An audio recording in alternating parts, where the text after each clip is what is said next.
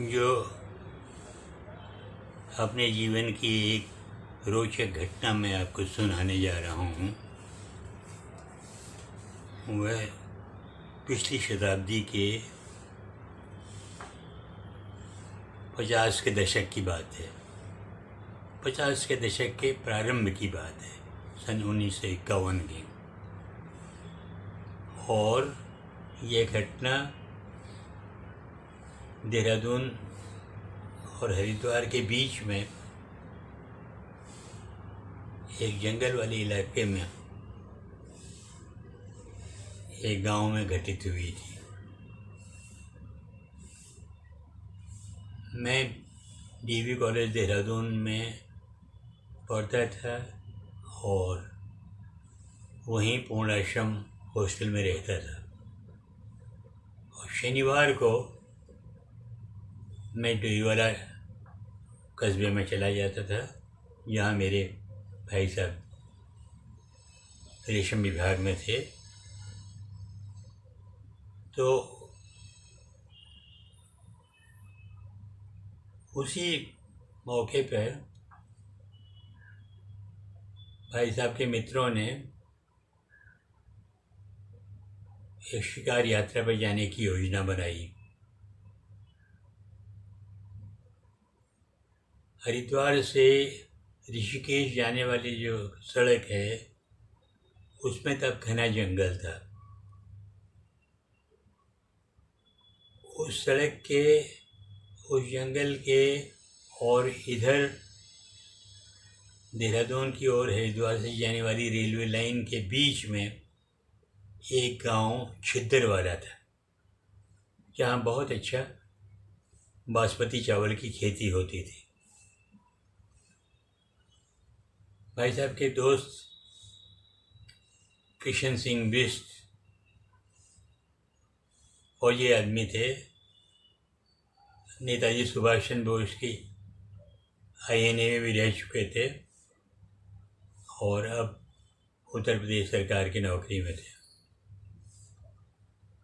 एक आधे और उनके साथी थे, भाई साहब हमारे थे। तो ये लोग छिद्दरवाले वाले जो उनके मित्र थे, उनके घर पहुँचे, भोजन हुआ और उसके बाद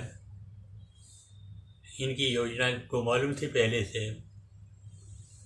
तो एक बैलगाड़ी तैयार हुई और ये लोग उसमें बैठ के बंदूक लेके जंगल की ओर गए। और वहाँ बहुत हिरणों की डार आती थी, हिरणों का झुंड आता था। तो और टॉर्च की रोशनी डालो तो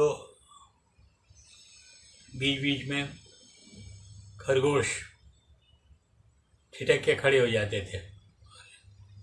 तो कई तरह के जीव जंतु थे जिनका लोग शिकार करते थे। तो ये लोग हिरन का शिकार करने के इरादे से गए थे। और काफ़ी देर तक इंतज़ार करने के बाद भी जो हिरणों का अड्डा था, मैदान था, वहाँ वो नहीं आए। तो ये लोग खाली हाथ लौट के घर आ गए थे।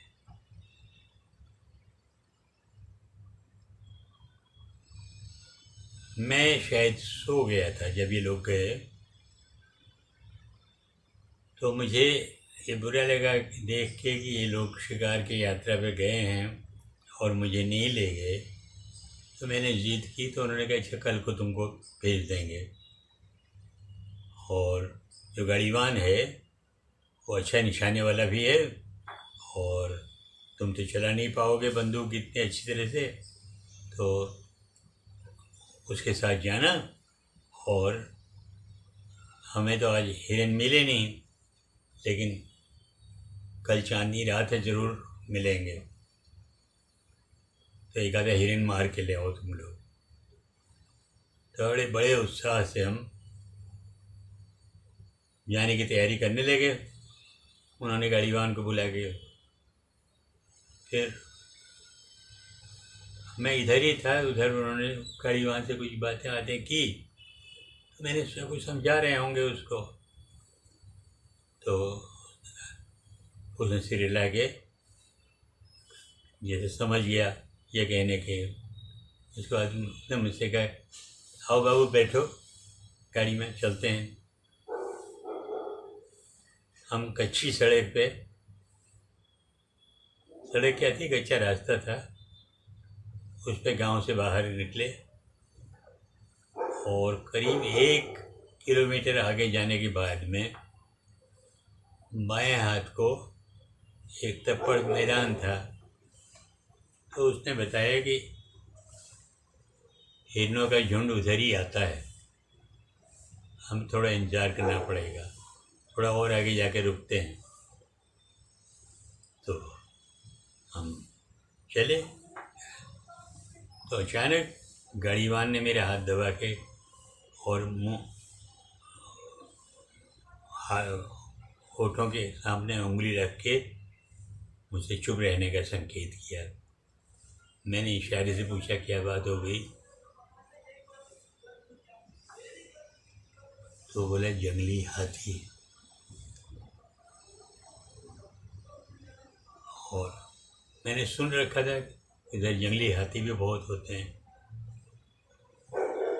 तो उसने बैलों को मोड़ दिया और तेज़ी से बैलगाड़ी घर की ओर ले गया। और मुझसे कहता कि बहुत ख़तरनाक होता है जंगली हाथी। तो अच्छा हुआ हम लोग बच गए। तो घर पहुँचे इतनी जल्दी, तो वो लोग कहने लगे, क्यों भाई तुम तो बहुत जल्दी आ गए, कुछ मिला नहीं क्या, या कोई शिकार मिल गया और ले आए? हमने कहा, जान बच गई, एक जंगली हाथी आया था सड़क पर। तो इन्होंने तो फिर बैलगाड़ी मोड़ी और घर लौट आए। अच्छा चलो यार, अच्छा हुआ, कोई हादसा नहीं हुआ, तो ठीक ठाक सकुशल आ गए, बहुत अच्छा। सो गए। सुबह पीसी मुझे बोले, वो मुझे किची कहते थे, कोई कहीं बदतमीज में या कहीं बच्चे के लिए शब्द इस्तेमाल होता होगा। तो मैंने किसी चलो घूम आते हैं।